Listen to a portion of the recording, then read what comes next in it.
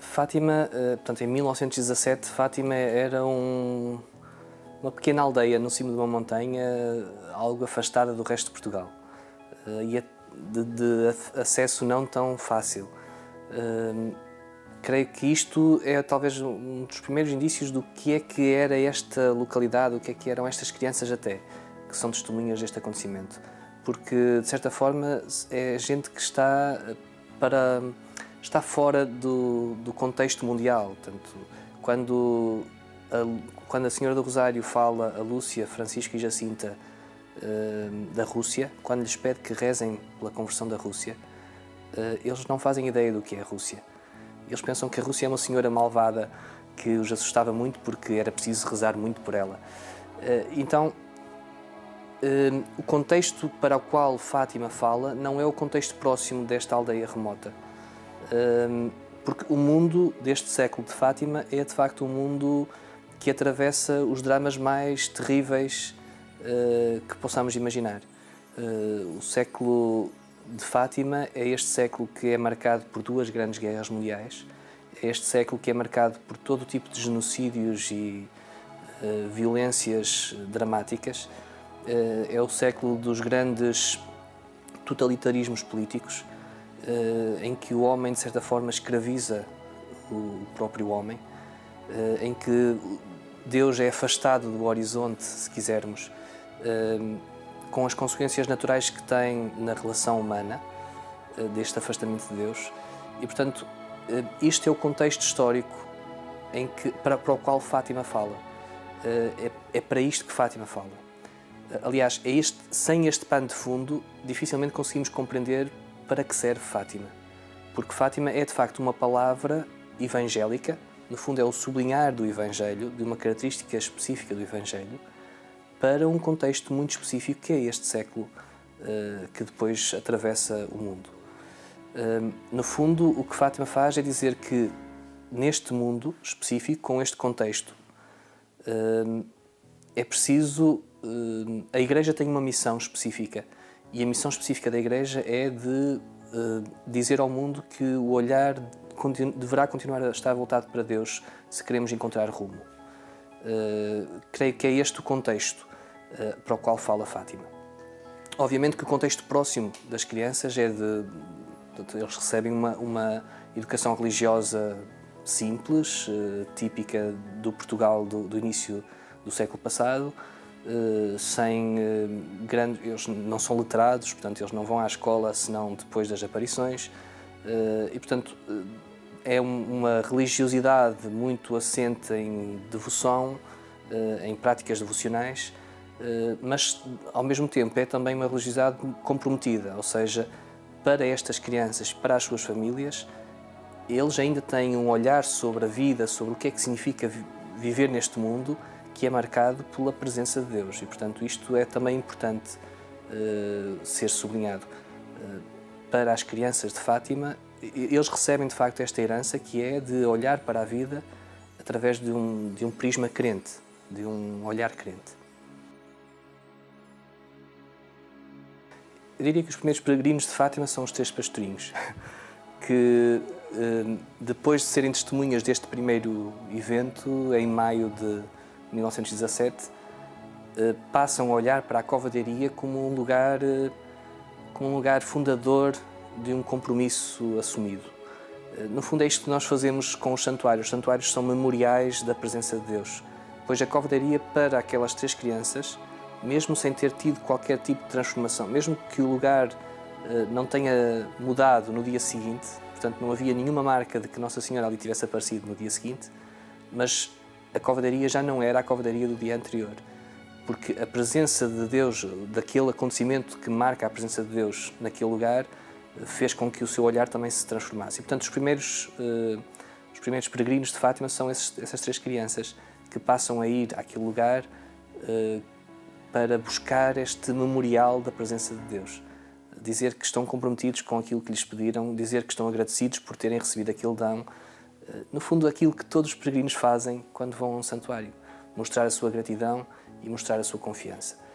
Mas, de facto, para além dessas três crianças, depois vão-se juntando pequenos grupos. Na segunda aparição Quando se começa a saber que 3 crianças foram testemunhas de uma aparição de Nossa Senhora, começam a juntar-se pequenas multidões.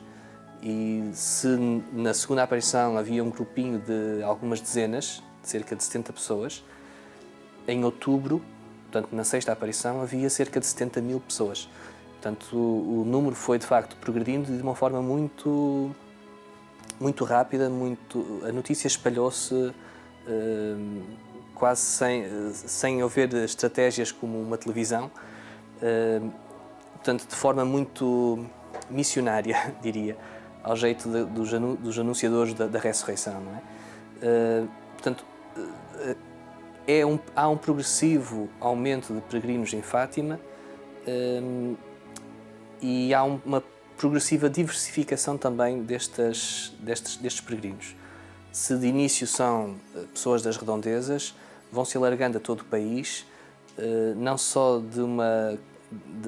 da classe social dos pastorinhos, mas também de todas as classes sociais do Portugal de então. E isto também nos diz alguma coisa de como vai crescendo o Santuário de Fátima, porque de facto vai-se depois internacionalizando, vai chegando a outro tipo de pessoas, vai até chegando a não crentes que encontram em Fátima um espaço que lhes fala de paz, de serenidade, de confiança. E portanto há um alargar do leque do peregrino de Fátima que começa desde logo com aquelas 3 crianças que também são diferentes entre si, portanto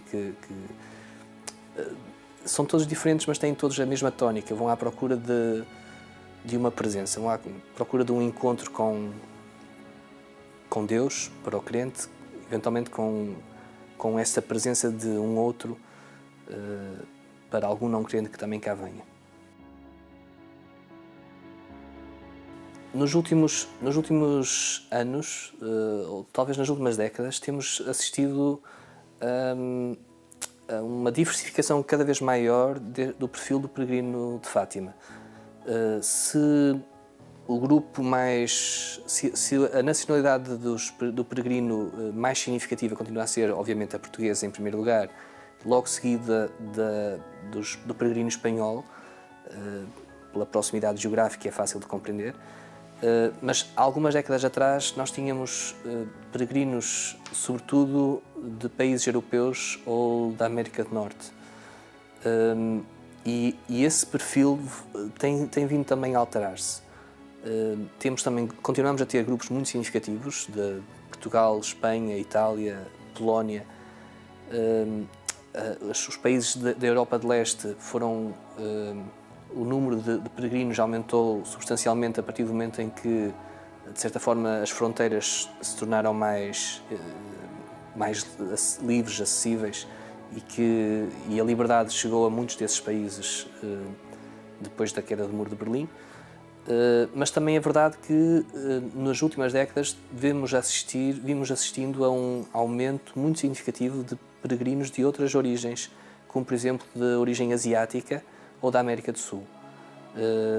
Talvez primeiro da América do Sul. O Brasil foi um país que há 2 dezenas de anos para cá aumentou exponencialmente o número de peregrinos de Fátima.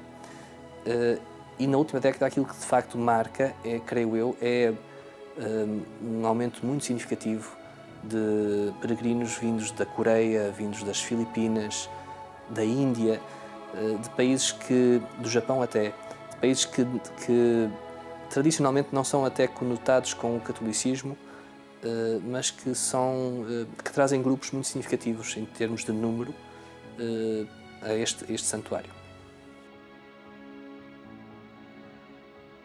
Creio que buscam ser acolhidas. O peregrino de Fátima vem em busca do colo de Maria. Vem à procura deste abraço incondicional que a mãe dá a um filho. Eu costumo dizer que nas múltiplas manifestações de fé do peregrino de Fátima, que passam pelas celebrações do nosso programa oficial, a participação numa missa ou num terço, as tradicionais procissões de velas ou a procissão do adeus, mas também outras manifestações que são da genuína expressão do peregrino e que não são sequer impulsionadas nem incentivadas pelo santuário, como, por exemplo, o acender de uma vela ou até fazer um percurso de joelhos, que são manifestações que, por muito que nós quiséssemos eliminar, continuariam a ser feitas pelos peregrinos. E costumo dizer que neste tipo de expressões, nesta diversidade imensa que existe de expressões por parte do peregrino, há duas palavras que estão ali a ser ditas pelos peregrinos a Maria. Uma de duas palavras ou as duas em conjunto. E essas palavras, creio eu, são estas. É gratidão, vem dizer obrigado pela presença de Deus na minha vida, por aquilo que sinto que Deus faz em mim, ou confiança. Eu confio que Deus vai fazer aquilo que há de transformar a minha vida. Ou então as duas coisas, dizer obrigado na confiança. Eu creio que estas palavras são ditas de muitas formas e às vezes o peregrino pode nem ter consciência dela, mas eu creio que são estas duas atitudes de fundo que trazem, com que o peregrino chega à Fátima. Que é de facto como a criança que chega perto da mãe e lhe diz: eu confio em ti, eu sei que tu estás comigo e portanto obrigado. Portanto, é isto que eu creio que em Fátima, é isto que eu creio que atrai gente a Fátima. Perceber que aqui há um espaço de acolhimento que não passa sequer pela estrutura, ou melhor, é também expresso na estrutura do santuário, mas que está muito além disso, que é a presença do próprio Deus. Há uma outra coisa que me parece também que atrai as pessoas a Fátima, que é perceberem que aquilo que aqui é dito é uma palavra do Evangelho. Também costumo dizer que Fátima não traz coisa nova. Fátima traz a boa nova. E isto faz toda a diferença. O peregrino de Fátima vem beber do Evangelho no colo da mãe. Vem ser catequizado, se quisermos, da forma mais simples, diversa que possa existir, mas percebendo que este lugar de alguma forma lhe fala do Evangelho, do núcleo do Evangelho. A pergunta lembra-me aquela célebre frase de Jesus, que agradece ao Pai por ter escondido estas coisas dos sábios e ensinado aos pequeninos. Estas coisas que são, no fundo, aquilo que é de essencial, não é?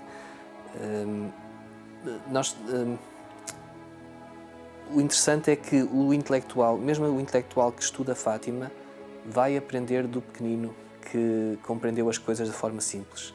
Como, por exemplo, olhando para o perfil de duas crianças que a Igreja acaba de declarar como santos, Francisco e a Jacinta, que não sabem o que é a Rússia, que não sabem sequer o que é se fazer um sacrifício, perguntam-se o que é que devemos fazer, como é que os nossos sacrifícios vão ajudar alguém. Portanto, não têm ferramentas teológicas ou outras quaisquer que os ajudem a perceber a mensagem, mas que compreendem que aquilo que lhes é dito está a tocar o essencial da vida, está a tocar o essencial da mensagem de Deus, e que por isso aquilo exige deles um compromisso sério, de fundo, da vida toda. E por isso, a partir daquele momento, comprometem-se a fazer coisas tão ousadas como, por exemplo, rezar constantemente e oferecer constantemente sacrifícios pela conversão dos pecadores. Ou seja, viver não para si mesmos, viver não tendo o seu prazer momentâneo em vista, mas viver em prol dos outros, mesmo dos outros que eu não conheço ou que estão muito distantes, que eu de facto não sei quem são, como por exemplo uma Rússia. E isto é não compreender intelectualmente, mas é comprometer-me porque percebo que isto é o essencial da vida. Creio que aqui o mistério da fé, obviamente, portanto, estamos a falar aqui do mistério da fé. Agora, Parece-me também que a teologia tem muito a aprender em procurar compreender a fundo o que é pedido num lugar como Fátima e porque é pedido isto a crianças simples. O exercício da teologia faz sentido, sobretudo, ou se calhar apenas, na medida em que é um exercício que nos aproxima de Deus. E, portanto, os pastorinhos, por exemplo, ou aqueles que são os simples peregrinos, não tendo as ferramentas hermenêuticas para compreender teologicamente a mensagem, conseguem perceber o coração da mensagem a partir do seu compromisso com essa mensagem.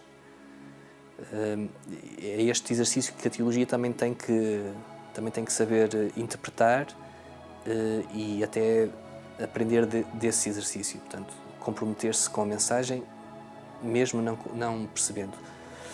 O que estou a tentar dizer é que muitas vezes a palavra de Deus, ou quase sempre a palavra de Deus, não se traduz numa fórmula matemática. E precisamente por isto, às vezes exige adesão. Havemos sempre de tentar compreender mais a fundo aquilo que nos é pedido, mas a primeira atitude não é a de querer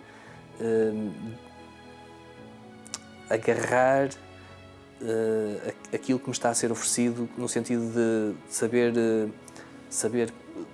perceber todos os detalhes. Aquilo que é a primeira atitude que há de ser exigida é de me comprometer com o que me é pedido, simplesmente porque me é pedido por Deus. Porque antes de ser uma fórmula científica, a mensagem é o encontro com este outro que é Deus.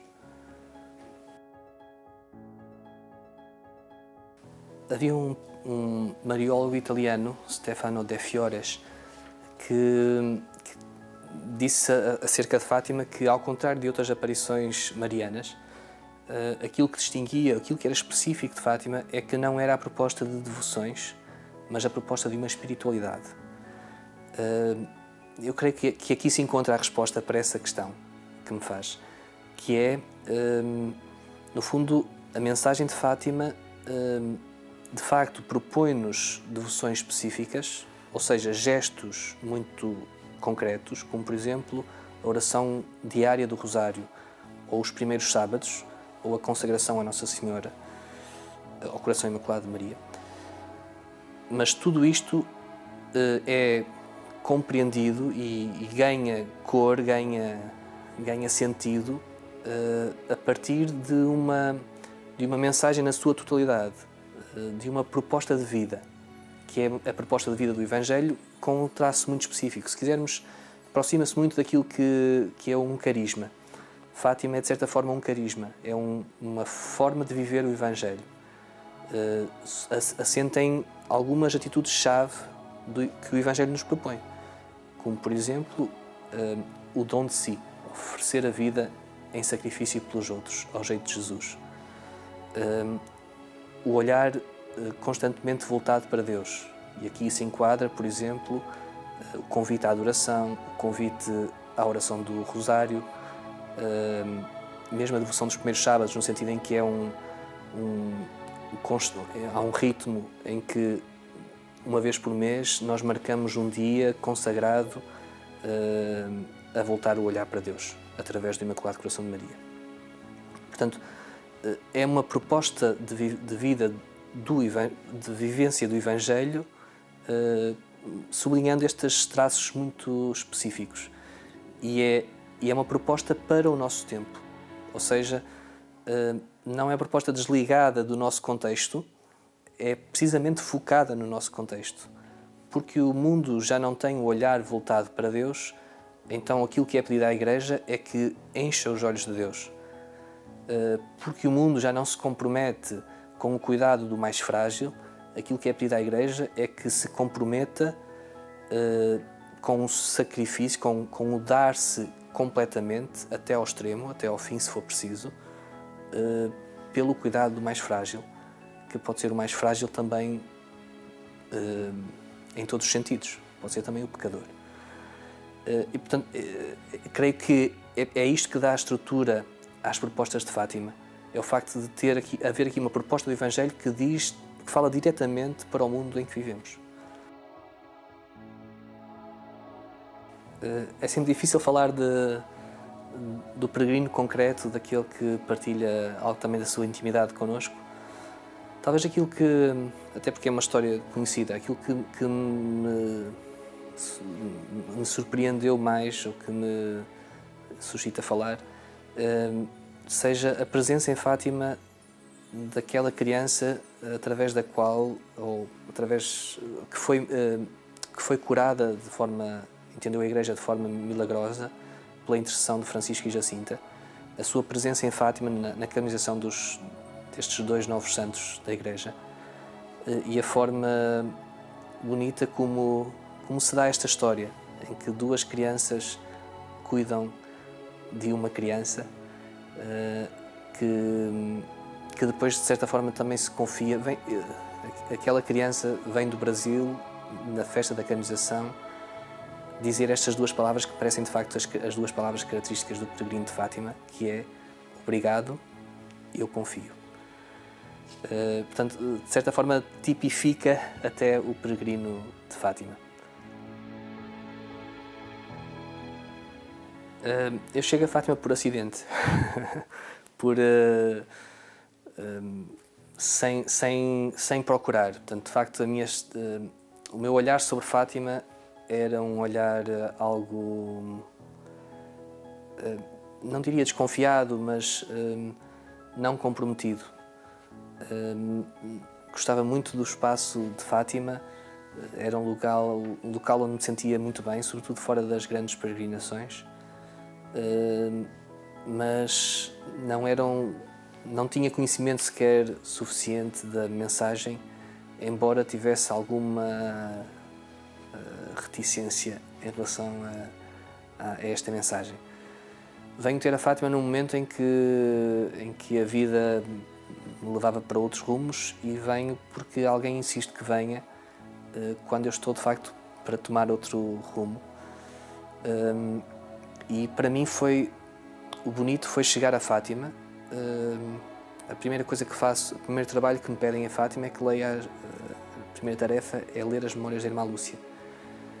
E a minha grande surpresa é perceber que aquilo que aquela mulher escreve são histórias do Evangelho, são vivências do Evangelho. Não sei se me consigo fazer entender. No fundo, elas fala-nos de um acontecimento que para ela é fundador, é marcante, mas aquele encontro de que ela fala, das 3 crianças com uma senhora mais brilhante do que o sol, são referências diretas a passagens do Evangelho. Portanto, parece o Evangelho a ganhar cor na história daquelas 3 crianças. E isto parece-me que isto foi para mim o ponto de entrada, de encantamento com Fátima. Porque, de facto, aquilo que me parece é que em Fátima conseguimos compreender isto. O Evangelho a ganhar forma, primeiro naquelas 3 crianças e depois em cada um dos peregrinos que aqui chega. E isto é aquilo que nós, como cristãos, havemos de desejar, que o Evangelho ganhe forma dentro de nós.